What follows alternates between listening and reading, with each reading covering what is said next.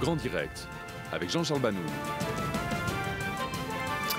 Bonsoir à tous. Bruxelles va donc rester ce soir une ville en état de siège. Depuis hier, par crainte d'attentats, la capitale belge est placée sous très haute surveillance. Toutes les manifestations ont été annulées, le métro et les magasins sont fermés et les écoles vont le rester également demain. Certains salariés ont même été incités à travailler depuis leur domicile. Le point en image avec Julia Ganancia. Bruxelles, une capitale au ralenti. Ce dimanche, le calme est assourdissant. La capitale belge est déserte en raison d'une menace imminente d'attentats avec armes et explosifs. Et la situation risque d'être similaire lundi si la Belgique devait décider de maintenir l'alerte maximale. En raison des mesures de sécurité importantes prises par le gouvernement belge, l'équipe britannique de Coupe Davis a décidé de reporter à lundi son arrivée en Belgique. Près de 1000 supporters britanniques sont attendus à Gand, à 55 km à l'est de Bruxelles. Outre les stations de métro toujours fermées, les places de marché étaient vides et les musées et les salles de spectacle ont gardé porte close ce week-end. Les forces de l'ordre étaient massivement déployées pour traquer les suspects. Cette décision sans précédent a paralysé toute l'agglomération de Bruxelles, une situation qui inquiète. La population, j'ai un ami qui a un magasin ici un peu plus loin, c'est complètement vide, les gens se regardent, ils ont peur, tout juste si on n'a pas peur de vous, quoi. Les enquêteurs sont à la recherche d'au moins 2 hommes, dont l'un transporterait une bombe du type de celle actionnée par les kamikazes lors des attaques menées à Paris le 13 novembre. Mais les forces de l'ordre traquent tout particulièrement Salah Abdeslam, un Français de 26 ans résidant en Belgique. Il aurait joué au minimum un rôle de logisticien dans les attentats de Paris. 9 jours après, il reste introuvable. À l'instant, donc, décision des autorités belges de prolonger cet état d'alerte maximum. On en parle avec Myri Maman qui suit cette enquête. Bonsoir Myri. Si l'état d'alerte est maintenu ce soir, c'est qu'il y a toujours des informations sur une menace imminente ? Oui, les informations sont claires. En tout cas, le Conseil national qui s'est réuni en début de soirée a donc décidé des mesures très strictes. Et il suit en fait l'avis de l'OCAM, c'est cet organe qui évalue la menace et qui l'estime toujours au niveau maximum, au niveau 4. Il a donc été décidé non seulement de maintenir ce niveau d'alerte maximale et la fermeture des métros, comme ça a été le cas ce week-end, mais aussi, vous l'avez dit, de fermer les écoles dans la capitale belge et les travailleurs ont été invités à rester tout simplement chez eux. Le Premier ministre belge, Charles Michel, il a également affirmé que la même logique de ce week-end est maintenue pour les événements qui attirent du monde. Entendez par là les concerts, les événements sportifs, les centres commerciaux ou encore les cinémas. Et le Premier ministre belge a aussi annoncé le renfort des forces de sécurité dans la région bruxelloise, des forces déjà très nombreuses puisque depuis samedi, 1000 militaires ont été déployés dans les rues de la capitale, en plus des policiers bien sûr. Eh bien, d'autres hommes vont donc venir les rejoindre. Et puis il faut ajouter à Myri que Salah Abdeslam, soupçonné d'avoir participé aux attentats de Paris, est toujours recherché.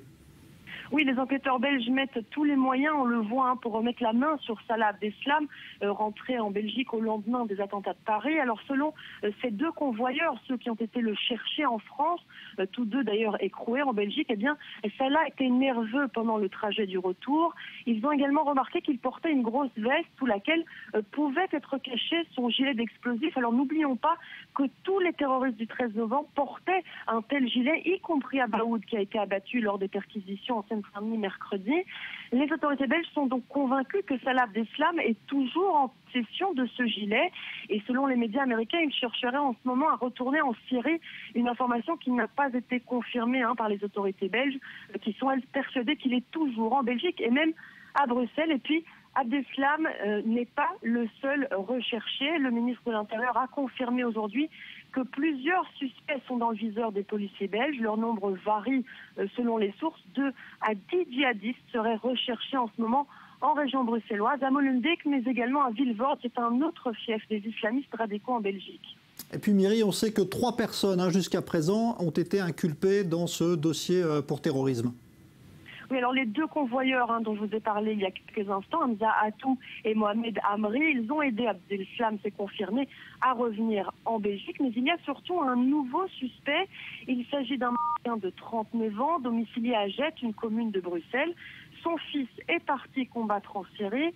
Abrahimi Lazez, c'est son nom, s'en serait vanté récemment. C'est ce qui aurait mis la puce à l'oreille des enquêteurs. Sa camionnette et son domicile ont été perquisitionnés vendredi. Des armes ont été découvertes, 2 dans le véhicule, 3 ou 4 chez lui.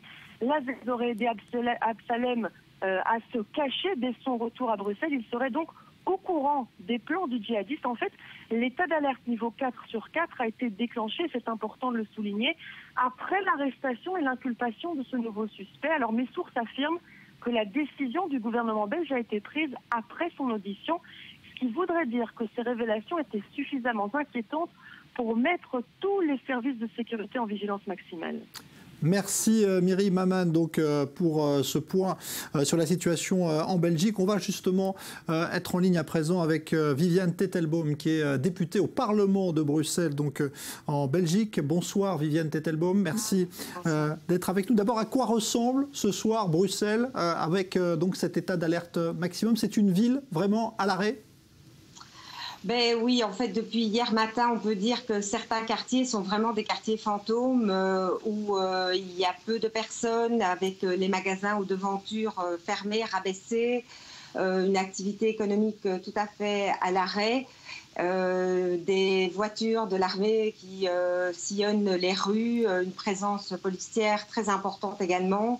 Et donc, oui, dans certains quartiers, on a vraiment un peu l'impression d'être dans un mauvais film, en fait. Est-ce que la population comprend l'importance de ces mesures? Par exemple, demain, il n'y aura pas d'école, le métro va rester fermé. Est-ce que la population accepte et comprend justement que bien de telles décisions soient prises? Oui, en fait, la population réagit assez bien. Beaucoup de gens disent être même rassurés, en fait, par cette présence policière et par l'armée. Surtout qu'on a appris qu'effectivement plusieurs attentats sur le modèle parisien risquaient de se produire chez nous. Donc les personnes sont plutôt rassurées des mesures qui sont prises par le gouvernement. Maintenant, on vient d'apprendre effectivement il y a quelques minutes à peine que le niveau 4 était maintenu demain aussi. Et donc là, il y a beaucoup de questions qui se posent auprès des citoyens, à savoir les écoles seront fermées, le transport en commun reste fermé, donc comment est-ce qu'on va circuler, qu'est-ce qu'on va pouvoir faire, beaucoup de questions en fait auprès des Bruxelloises et des Bruxellois, mais dans l'ensemble, en tout cas, les mesures sont bien accueillies. Viviane Tettelbaum, vous par exemple, est-ce que vous continuez d'avoir une activité normale? Est-ce que demain vous irez travailler par exemple? Alors tout à fait. Moi, cet après-midi, j'avais des rendez-vous. J'ai été prendre un café en terrasse dans le centre d'Ixelles, dans le centre de Bruxelles. Donc demain, effectivement, je serai à la municipalité. L'après-midi, j'ai mes réunions. Tout est maintenu. Alors effectivement, si je devais conduire des enfants à une école en prenant des transports en commun, et ça, ce ne serait pas possible. Donc pour certaines personnes aussi qui viennent avec le train et du train qui prendraient le métro, ben, ces personnes-là ne pourraient pas venir si elles n'ont pas de voiture ou de moyens alternatifs. Donc il y a des gens qui ne pourront pas continuer à vivre comme ils le font. Mais en tout cas, moi, demain, j'ai maintenu toutes les réunions. Nous avons un briefing au parti politique également. Tout ça est maintenu. Et oui, il faut continuer à vivre tout en restant prudent, bien entendu. J'ai envie de dire qu'au sein de la communauté juive, nous avons déjà vécu des moments comme ça où nous avons reçu des consignes, nous avons dû être en alerte, nous avons dû être attentifs aux différentes menaces. Donc voilà, pour moi, ce n'est pas une situation qui est nouvelle. Mais pour beaucoup de Belges, ils comprennent maintenant ce que vivent, par exemple, les Israéliens. Ça a d'ailleurs été mentionné à la télévision, je crois, pour la première fois depuis de longues années, où Israël est mentionné dans ce sens-là. Et je pense que ça fait réfléchir aussi. Merci beaucoup pour ce témoignage en direct, Viviane Tettelbaum. Je rappelle que vous êtes députée au Parlement de Bruxelles. Bruxelles donc, et sa région maintenue au niveau d'alerte maximale. Demain, alerte terroriste évidemment. On va écouter justement ce que vient de déclarer il y a quelques instants le Premier ministre belge à la télévision pour annoncer donc eh bien, que cet état d'urgence était prolongé. Charles Michel. D'une part, nous maintenons et confortons la présence sur l'ensemble du territoire grâce à nos forces de police et grâce à nos militaires. D'autre part, nous maintenons les recommandations visant à diminuer le nombre de grands événements avec beaucoup de monde. Et enfin, nous maintenons une attention particulière pour le transport public et je confirme que la décision a été prise de maintenir la fermeture du métro jusque demain. Une nouvelle évaluation interviendra demain dans le courant de l'après-midi. Enfin, je veux confirmer que les écoles seront fermées demain à Bruxelles. Voilà donc